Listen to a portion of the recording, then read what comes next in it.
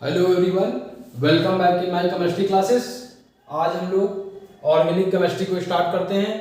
अभी तक हम लोग इनऑर्गेनिक केमिस्ट्री को पार्ट को पढ़ रहे थे।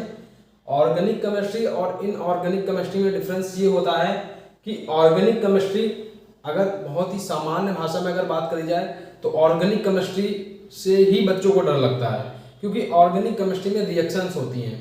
उनका एक मेन प्रॉब्लम ये यहाँ पर क्रिएट होता है कि हम लोग रिएक्शंस को किस तरीके से याद करें, हमें रिएक्शंस याद नहीं होती हैं। तो हम लोग ऑर्गेनिक केमिस्ट्री को बहुत ही आसान तरीके से समझेंगे और सारे कंपाउंड्स को जनरली हम लोग पूरी ऑर्गेनिक केमिस्ट्री को ही कवर करेंगे बहुत ही आसानी से, और रिएक्शंस को इतनी आसानी से याद करेंगे हम लोग कि ये चीज़ें आपको बहुत ज़्यादा इजी लगने लगेंगी। मतलब ऑर्गेनिक केमिस्ट्री आज से आपको बहुत इजी लगेगी। तो अभी तक आप ये समझिए केमिस्ट्री के दो शाखाएं थी, दो पार्ट्स में केमिस्ट्री को डिवाइड किया गया था, एक इनऑर्गेनिक केमिस्ट्री, एक ऑर्गेनिक केमिस्ट्री। तो इनऑर्गेनिक केमिस्ट्री में हम लोग क्या पढ़ रहे थे? हम लोग ऑर्गेनिक केमिस्ट्री में बॉन्ड्स को पढ़ रहे थे, मॉलिक्यूल्स, एलिमेंट्स, एटम, कॉन्सेप्ट को, उसमें कॉन्सेप्चुअल चीजें जैसे मोल कॉन्सेप्ट हो गया। मोल कॉन्सेप्ट में उसकी कैलकुलेशन, नंबर ऑफ मोल कितने होंगे, क्वांटम नंबर, उसके बाद उसके इलेक्ट्रॉनिक कॉन्फ़िगरेशन वगैरह, ये सब चीजें हमको हेल्प करेंगी यहाँ पर। लेकिन organic chemistry generally deals with reactions. तो यहाँ पर रिएक्शन की हेल्प से हम लोग जो अपना कंपाउंड बनाते हैं उस चीज को यहाँ पर स्टडी करने वाले हैं, उसी को ही बोलते हैं ऑर्गेनिक केमिस्ट्री। तो आप ये समझिए ऑर्गेनिक केमिस्ट्री को आज से हम लोग स्टार्ट करने वाले हैं। तो अभी आपको बहुत ही ध्यान से बस चीजें समझनी है, क्योंकि ऑर्गेनिक केमिस्ट्री आज के बाद से आपको बहुत इजी लगने लगेगी। सबसे पहले बात आप ये समझिए। तो ऑर्गेनिक केमिस्ट्री चालू करने से पहले मैं 2 मिनट आपका लूंगा, जिसमें हम लोग बात करते हैं इनऑर्गेनिक केमिस्ट्री में जो भी मैंने चीजें आपको समझाई है, जिससे कि हम लोगों ने पढ़ा था वहां पर पीरियोडिक टेबल को ड्रॉ किस तरीके से करा था हम लोगों ने। तो वो सब चीजें मैं उम्मीद करता हूँ कि ये आप चीजें भूलिएगा नहीं, क्योंकि वही चीजें यहाँ पर इंटरलिंक करी जाएंगी। तो जैसे 2 मिनट के अंदर हम लोगों ने पीरियोडिक टेबल को बनाया था, एस ब्लॉक के एलिमेंट, डी ब्लॉक के एलिमेंट और इधर पी ब्लॉक के एलिमेंट 18 कॉलम्स में, और यहाँ पर 2 रो में डिवाइड करके, 2 रो और 14 कॉलम में डिवाइड करके अलग से एफ ब्लॉक एलिमेंट को दिखाया गया था। 118 प्रकार के एलिमेंट रखे गए हैं। तो समझिए जो हमारे ऑर्गेनिक केमिस्ट्री है उसकी ओरिजिन को मैं आपको बता रहा हूँ, समझाने की कोशिश कर रहा हूँ। तो वो जो पीरियोडिक टेबल हम लोगों ने बनाया वहां पर हमारे पास कितने एलिमेंट थे? 118 प्रकार के तत्व थे। तो उन्हीं 118 प्रकार के तत्वों को हम लोग यूज करके यहाँ पर क्या बनाएंगे? अलग अलग कंपाउंड बनाएंगे, अलग अलग कंपाउंड बनाएंगे जो कि हम लोग दैनिक जीवन में उसका इस्तेमाल करेंगे, उपयोग करेंगे।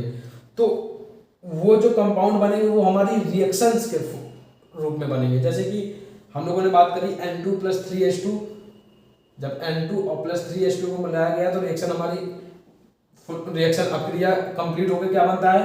एट द एंड पॉइंट हमारा कंपाउंड बना 2NH3, जिसको बोलते हैं अमोनिया। अमोनिया बना। तो ये जो रिएक्शन है, इस रिएक्शन को ही यहाँ पर आप सिर्फ पढ़ोगे। तो वो जो रिएक्शन में पार्टिसिपेट करेंगे हमारे एटम्स या फिर मॉलिक्यूल्स, वो हमारे इसी पीरियोडिक टेबल से ही तो आएंगे। 118 प्रकार के जो तत्व थे, तो उन्हीं तत्वों में से आप समझिए सबसे इंपॉर्टेंट जो हमारा तत्व है वो है हमारा कार्बन। सबसे इंपॉर्टेंट तत्व जो है कार्बन। कार्बन अकेले हमारा कार्बन जो है, जिसका एटॉमिक नंबर 6 है और एटॉमिक मास 12 होता है और इसकी वैलेंसी 4 होती है। क्योंकि देखिए कार्बन को इस तरीके से भी लिखा जाता है, तो इसकी वैलेंसी 4 होती है। मतलब ये इसकी लास्ट ऑर्बिट में 2,4 इलेक्ट्रॉन है। तो लास्ट ऑर्बिट में 4 इलेक्ट्रॉन या तो आ जाए या तो ये चारों चले जाएं। तो ये क्या कर लेगा? ये जो इनर्ट गैसें होती हैं लास्ट वाली, जो पी ब्लॉक में, 0 ब्लॉक में है, 2, 10, 18, 36, 54, 86, 118 जिसके एटॉमिक नंबर है, जो पी ब्लॉक में सबसे लास्ट वाली है, तो उसको वो गेन कर लेगा। या तो इसके पास 4 इलेक्ट्रॉन आ जाए या फिर ये 4 इलेक्ट्रॉन चले जाएं। तो इसलिए इसकी वैलेंसी हमारी 4, मतलब 4 बॉन्ड से यहाँ पर शो करी गई है। और वैलेंसी भी हमारी 2 तरीके की होती है, इसके बारे में हम लोग बात कर सकते हैं। अगर जो इलेक्ट्रॉन पार्टिसिपेट करेंगे इलेक्ट्रोवैलेंट बॉन्ड बनाने के लिए, तो वैलेंसी वहां पर इलेक्ट्रोवैलेंसी कहलाएगी। और जो बॉन्ड इलेक्ट्रॉन्स हमारे कोवैलेंट बॉन्ड बनाने के लिए यूज होंगे किसी भी एलिमेंट में, तो वहां पर जो वैलेंसी होगी वो कोवैलेंसी कहलाएगी। तो यहाँ पर वैलेंसी हमारी 4 है कार्बन की, है। और ये जो अकेला कार्बन है, अब यहाँ से आप बात समझिए, ये तो हुई कार्बन की बात। अभी कार्बन के बारे में और हम लोगों ने बात करनी है, क्योंकि कार्बन अकेले, आप ये समझिए, अब मैं जो बोलने जा रहा हूँ बहुत इंपॉर्टेंट बात है। कार्बन अकेले अपने आप में 10 लाख से भी ज़्यादा कंपाउंड बनाता है अकेले कार्बन। तो ऑर्गेनिक केमिस्ट्री में सबसे इंपॉर्टेंट रोल प्ले कौन करेगा? कार्बन। हालांकि हमारे पास 118 प्रकार के तत्व हैं, वो भी सारे हमारे कंपाउंड बनाएंगे, सबको हम लोग पढ़ेंगे यहाँ पर, हम लोग छोड़ेंगे किसी भी चीज़ को नहीं। लेकिन अकेले कार्बन हमारा क्या करता है, वो हमारा अकेले ऑर्गेनिक केमिस्ट्री की अगर बात करी जाए तो इसको कार्बनिक रसायन भी हिंदी में बोला जाता है, कार्बनिक रसायन। तो कार्बनिक रसायन इसीलिए ही बोला जाता है क्योंकि कार्बन ही 10 लाख से ज़्यादा कंपाउंड बना दे रहा है, और 10 लाख कंपाउंड बनाना कोई साधारण बात नहीं है। अभी आप खुद ही देखोगे और आप खुद ही बहुत सी रिएक्शंस को आप करने की कोशिश करोगे, आपको आएंगे भी, आपको समझ में आएगा कि नंबर ऑफ, मतलब इन कंपाउंड को कैलकुलेट करना भी मुश्किल है, जितने ज़्यादा ये कंपाउंड देगा भी।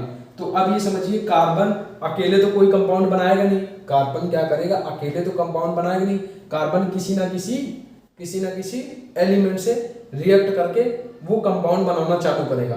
तो हम लोग कार्बन के बारे में ही सबसे पहले पढ़ते हैं, क्योंकि ऑर्गेनिक केमिस्ट्री है, ऑर्गेनिक केमिस्ट्री को हिंदी में कार्बनिक रसायन ही बोला जाता है।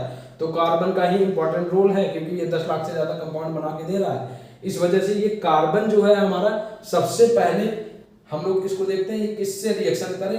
हम लोग एक दूसरा कंपाउंड और चुन लेते हैं, एक एलिमेंट कार्बन के अलावा एक और एलिमेंट चुन लेते हैं, जिससे हम लोग उसकी रिएक्शन करा के कंपाउंड बनाना देखते हैं, जो हमारे सबसे ज़्यादा कंपाउंड दे दे।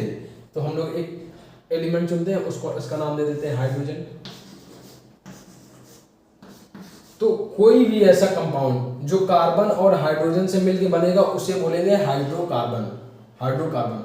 तो ऑर्गेनिक केमिस्ट्री के अंदर हमारा एक चैप्टर क्या आता है, हाइड्रोकार्बन। हम लोग इसको स्टार्ट करेंगे, हाइड्रोकार्बन।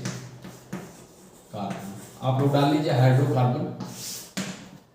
हाइड्रोकार्बन में हम लोग हाइड्रोकार्बन को स्टार्ट करेंगे, क्योंकि देखिए ऑर्गेनिक केमिस्ट्री क्या है, कार्बनिक रसायन हमारी क्या है, कार्बन के कंपाउंड, कार्बन के एलिमेंट हमें जो भी कंपाउंड देंगे उसके बारे में हम लोग स्टडी करते हैं। तो कार्बन का कंपाउंड किसी ना किसी एलिमेंट से तो मिलेगा ही, तो उस सेकंड एलिमेंट को हम लोगों ने क्या चुन लिया, हाइड्रोजन को चुन लिया। तो हाइड्रोजन और कार्बन से बनने वाले कंपाउंड क्या कहलाएंगे, हाइड्रोकार्बन कहलाएंगे। तो इस चीज को आप नोट करिए, चैप्टर आप डालिए हाइड्रोकार्बन। तो हम लोग आज से स्टार्ट करते हैं हाइड्रोकार्बन को। तो वे कार्बनिक कंपाउंड, या आप इसको नोट करिए, वे कार्बनिक कंपाउंड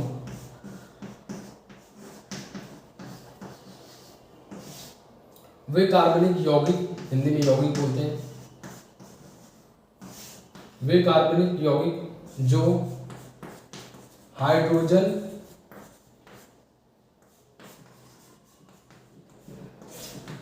तथा कार्बन से मिलकर बनते हैं,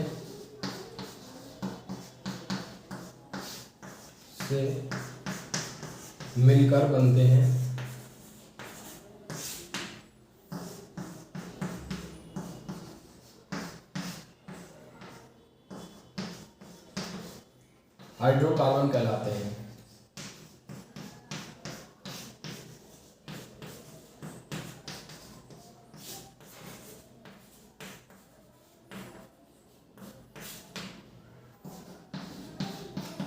तो देखिए, वे कार्बनिक कंपाउंड या वे कार्बनिक यौगिक जो हाइड्रोजन तथा कार्बन से मिलकर बनते हैं हाइड्रोकार्बन कहलाते हैं। तो इस स्टेटमेंट को नोट कर लीजिए और देखिए, हाइड्रोजन और कार्बन से मिलके जो भी कंपाउंड बनेंगे उसे क्या बोलेंगे, हाइड्रोकार्बन।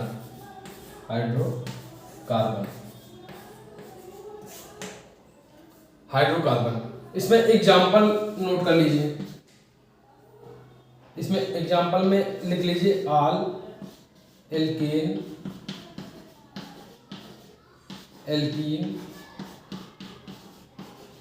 और एल्काइन। नोट कर लीजिए, आल, एल्केन और एल्काइन हमारे क्या है, हाइड्रोकार्बन बनाएंगे। एल्केन, एल्काइन क्या होते हैं अभी आपको नहीं पता है, तो इसका एक फॉर्मूला होता है, इसको भी नोट कर लीजिए पहले आप, CnH2n। इसका मॉलिक्यूलर फार्मूला, एल्केन बनाने का मॉलिक्यूलर फार्मूला है CnH2n +2। एल्कीन बनाने का मॉलिक्यूलर फार्मूला है CnH2n, और एल्काइन बनाने का मॉलिक्यूलर फार्मूला है CnH2n-2। तो इस चीज को आप नोट कर लीजिए, फिर इसको समझाता हूं मैं आपको क्या है ये। वे कार्बनिक यौगिक जो हाइड्रोजन तथा कार्बन से मिलकर बनते हैं हाइड्रोकार्बन कहलाते हैं। हाइड्रोजन और कार्बन से मिलकर बनने वाले मिलने वाले कंपाउंड हाइड्रोकार्बन कहलाएंगे।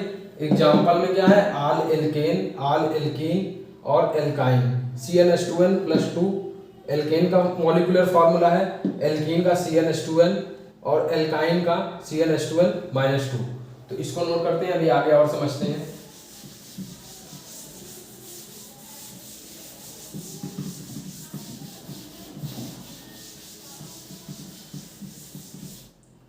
अब समझिए, हाइड्रोकार्बन वे कार्बनिक कंपाउंड जो हाइड्रोजन तथा कार्बन से मिलकर बनते हैं हाइड्रोकार्बन कहलाते हैं। हाइड्रोकार्बन हमारे दो तरीके के होते हैं, तो लिख लीजिए, यह दो प्रकार के होते हैं।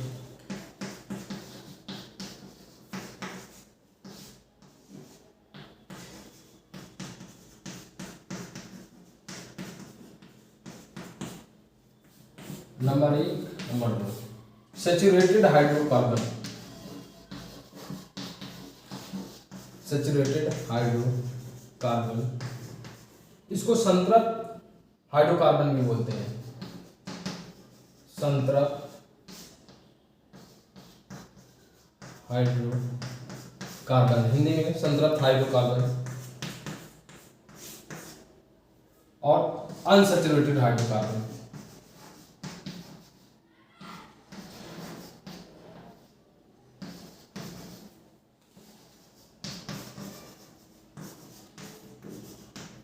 तो अनसैचुरेटेड हाइड्रोकार्बन को बोलते हैं असंतृप्त हाइड्रोकार्बन।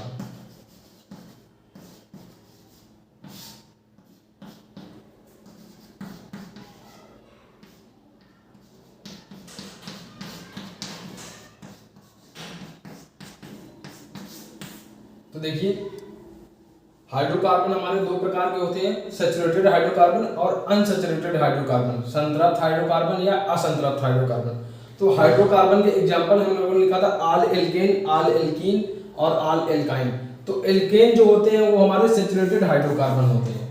अभी इसको समझाऊंगा भी आपको, आप इसको नोट करते जाइए, अब इसको लोग समझेंगे भी क्या है। तो एल्केन हमारे क्या होते हैं, सैचुरेटेड हाइड्रोकार्बन होते हैं। वहीं पर अनसैचुरेटेड हाइड्रोकार्बन हमारे क्या होते हैं, एल्कीन और एल्काइन। तो एक हेडिंग आप डालिए, सैचुरेटेड हाइड्रोकार्बन, इसकी डेफिनेशन को नोट करते हैं। इसकी डेफिनेशन, सैचुरेटेड हाइड्रोकार्बन आप डालिए और इसकी डेफिनेशन को नोट करिए। मैं बोल देता हूं, आप नोट कर लीजिए। वे हाइड्रोकार्बन जिसमें कार्बन की संयोजकता एकल बंध से संतुष्ट होती है। सॉरी, लाइट चली गई है, अभी थोड़ा देखते हैं इसको।